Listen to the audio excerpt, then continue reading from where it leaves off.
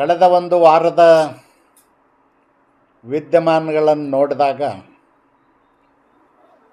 ರಾಜ್ಯದಲ್ಲಿ ಆಡಳಿತ ಸಂಪೂರ್ಣವಾಗಿ ಕುಸಿದೋಗಿದೆ. ಕೇವಲ ಕುರ್ಚಿ ಕಾದಾಟಕ್ಕಾಗಿ ಕಾಂಗ್ರೆಸ್ನಲ್ಲಿ 3 ಗುಂಪುಗಳಾಗಿ ಹೋರಾಟವನ್ನು ಮಾಡ್ತಾಯಿದ್ದಾರೆ. ಆಡಳಿತ ಸಂಪೂರ್ಣವಾಗಿ ನಿಷ್ಕ್ರಿಯ ಆಗಿದೆ. ರೈತರು ಕಂಗಾಲಾಗಿದ್ದಾರೆ. ಕಬ್ಬು ಬೆಳೆಗಾರರು ಕಂಗಾಲಾಗಿ ಹೋರಾಟ ಮಾಡಿದರು. ಅದಾದ ನಂತರ ಇವತ್ತು ಮೆಕ್ಕೆಜೋಳ ಭಾಳ ದೊಡ್ಡ ಪ್ರಮಾಣದಲ್ಲಿ ಬೆಳೆದಂಥ ರೈತರು ಕೇಂದ್ರ ಸರ್ಕಾರ MSP 2400 ಕೊಟ್ಟರೂ ಕೂಡ, ಫಿಕ್ಸ್ ಮಾಡಿ ಕೊಟ್ಟರೂ ಕೂಡ ಖರೀದಿ ಕೇಂದ್ರ ಪ್ರಾರಂಭ ಮಾಡಿಲ್ಲ. ಖರೀದಿ ಕೇಂದ್ರಗಳನ್ನು ಪ್ರಾರಂಭ ಮಾಡುವಷ್ಟು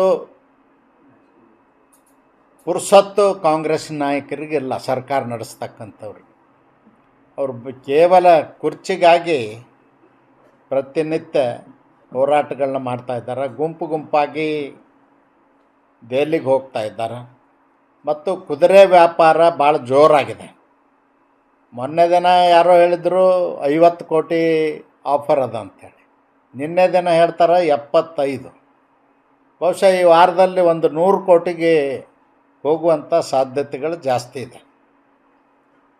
ಇದರ ಮಧ್ಯದಲ್ಲಿ ನಾಮಕೆ ವಾಸ್ತೆ ಪಾಪ AICC ಅಧ್ಯಕ್ಷರು ಖರ್ಗೆ ಅವರು ಹೇಳಿದ್ದಾರೆ, ನನ್ನ ಕೈಯಲ್ಲಿ ಏನೂ ಇಲ್ಲ, ಹೈಕಮಾಂಡಿಗೆ ಹೇಳ್ತೀನಿ ಅಂತ ಹೇಳಿದ್ದಾರೆ.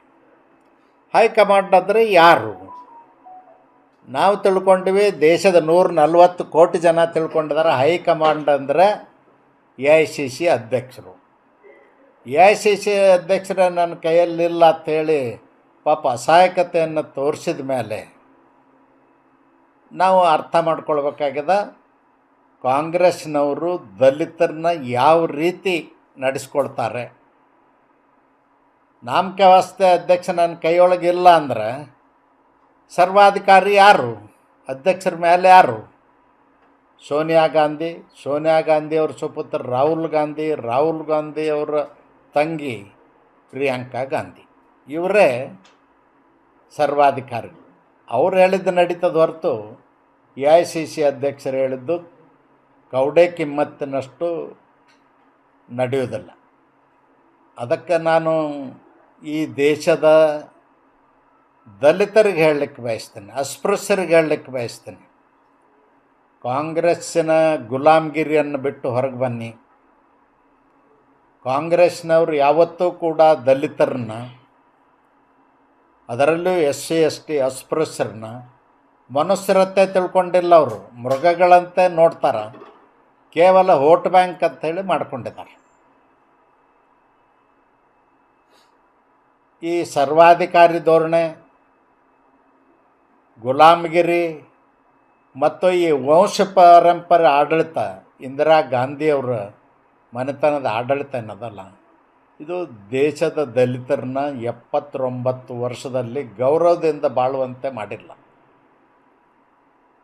ಅದಕ್ಕೆ ನಾನು ಈ ಸಂದರ್ಭದಲ್ಲಿ ಹೇಳಲಿಕ್ಕೆ ಬಯಸ್ತೇನೆ, ಯಾರೂ ಕೂಡ ಇವ್ರ ಹೆಸರು ಹೇಳಿಲ್ಲ. ಇವ್ರು ತಾವೇ ಹೇಳ್ಕೊತಾರೆ. ಮುನಿಯಪ್ಪನವ್ರು ಆಗ್ಲತ್ತ ಪರಮೇಶ್ವರ್ ಹೇಳ್ತಾರೆ, ಪರಮೇಶ್ವರ್ ಆದ ರೆಡ್ಡಿ ಇಲ್ಲತ್ತ ಮುನಿಯಪ್ಪನವ್ರು ಹೇಳ್ತಾರೆ. ಯಾರೊಬ್ಬರು ಇವ್ರ ಹೆಸರು ಹೇಳಿಲ್ಲ ಕಾಂಗ್ರೆಸ್ನಲ್ಲಿ. ಇವ್ರು ತಾವೇ ಹೇಳೋದು, ನಾವು ಅದೀವಿ ರೇಸ್ನಲ್ಲಿ ಅಂತೇಳಿ. ಯಾರು ಹೇಳಿದ್ದಾರೆ? ಮಲ್ಲಿಕಾರ್ಜುನ ಖರ್ಗೆ ಅವ್ರು ಹೇಳಿದಾರೆ ನೀವು ರೇಸ್ನಲ್ಲಿ ಅದಿರಿ ಅಂತೇಳಿ. ಸೋನಿಯಾ ಗಾಂಧಿ ಹೇಳಿದಾರೆ. ಇಂದಿರಾ ಗಾಂಧಿ ಅವ್ರ ಮೊಮ್ಮಗಳು ಪ್ರಿಯಾಂಕಾ ಹೇಳಿದಳ. ಲೋಕಸಭೆಯಲ್ಲಿ ಪ್ರತಿಪಕ್ಷದ ನಾಯಕ ರಾಹುಲ್ ಗಾಂಧಿ ಅವರು ಹೇಳಿದಾರೆ, ಹೇಳಿಲ್ಲ. ಇವರು ತಾವೇ ನಾವು ಅದೀವಿ ಅಂಥೇಳಿ ಮಾಧ್ಯಮದ ಮುಂದೆ ಹೇಳ್ಕೊಳ್ಳೋದು ಮಾನ ಮರ್ಯಾದೆಗೆ ಧಕ್ಕೆ ತರ್ತಕ್ಕಂಥ ವಿಷಯ, ದಲಿತರ ಸ್ವಾಭಿಮಾನಕ್ಕೆ ಧಕ್ಕೆ ತರ್ತಕ್ಕಂಥ ವಿಷಯ. ನಾನು ಬರ್ಕೊಡ್ತೇನೆ ಸ್ಟಾಂಪ್ ಮೇಲೆ, ಕಾಂಗ್ರೆಸ್ನವರು ಯಾವ ಕಾರಣಕ್ಕೂ ಈ ಸಂದರ್ಭದೊಳಗೆ ದಲಿತರನ್ನ ಮುಖ್ಯಮಂತ್ರಿ ಮಾಡೋದಲ್ಲ. ಕಾಂಗ್ರೆಸ್ ಹೈಕಮಾಂಡು ಯಾರದ್ದು ತೂಕ ಜಾಸ್ತಿ ಅದ ಅದನ್ನು ನೋಡ್ಕೊಂಡು ಕಾಯ್ಕೊಂಡು ಕೂತಾರೆ. ಯಾರ್ದು ತೂಕ ಜಾಸ್ತಿ ಆಗ್ತದೆ ಅವ್ರನ್ನ ಮುಖ್ಯಮಂತ್ರಿ ಮಾಡ್ತಾರೆ. ಅದರ ಹೊರತು ಬೇರೆದವ್ರನ್ನ ಮಾಡೋದಿಲ್ಲ ಅವರು. ಈಗಿದ್ದವ್ರನ್ನ ಕಂಟಿನ್ಯೂ ಮಾಡ್ಬೇಕಂದ್ರೂ ಅದೇ ಮಾನದಂಡ, ಬೇರೆ ಏನೂ ಇಲ್ಲ. ಅದಕ್ಕೆ ನಾನು ಈ ಸಂದರ್ಭದಲ್ಲಿ ಸರ್ಕಾರಕ್ಕೆ, ಮುಖ್ಯಮಂತ್ರಿ ಸಿದ್ದರಾಮಯ್ಯನವ್ರಿಗೆ ಒತ್ತಾಯ ಮಾಡ್ತೀನಿ, ನೀವು ಬಿಟ್ಬಿಡಿ ರಾಜಕೀಯ ಗೊಂದಲಗಳನ್ನು, ಬಿಟ್ಟು ನೇರವಾಗಿ ರೈತರು ಪ್ರವಾಹದಿಂದ ಮಳೆಯಿಂದ ಹಾನಿ ಆದಂಥ ರೈತರಿಗೆ ಪರಿಹಾರ ಕೊಡ್ತಕ್ಕಂಥ ಕೆಲಸ ಮಾಡಿ. NDRF SDRF ಗೈಡ್ಲೈನ್ಸ್ ಮೇಲೆ 10,000 ಹೆಚ್ಚಿಗೆ ಕೊಡಿ. ನಮ್ಮ ಸರ್ಕಾರದಾಗ ಕೊಟ್ಟಿದ್ದೀವಿ. ನಮ್ಮ ಸರ್ಕಾರ ಇದ್ದಂಥ ಸಂದರ್ಭದಲ್ಲಿ ನಾವು ಬೆಳೆ ಪರಿಹಾರ 2009-10ರಲ್ಲಿ NDRF SDRF ಗೈಡ್ಲೈನ್ಸ್ ಪ್ರಕಾರ ಕುಷ್ಕಿ ಬೆಳೆಗೆ 6,800 ಇತ್ತು, ನೀರಾವರಿ ಬೆಳೆಗೆ 15,500 ಇತ್ತು, ತೋಟಗಾರಿಕೆಗೆ 18,000 ಇತ್ತು.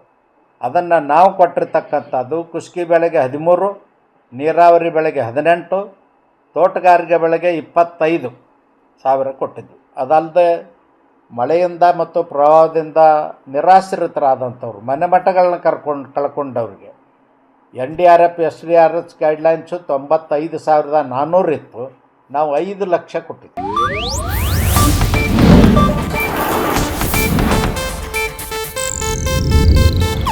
ಇದು ಏಷ್ಯಾನೆಟ್ ನ್ಯೂಸ್ ನೆಟ್ವರ್ಕ್ ಪ್ರಸ್ತುತಿ.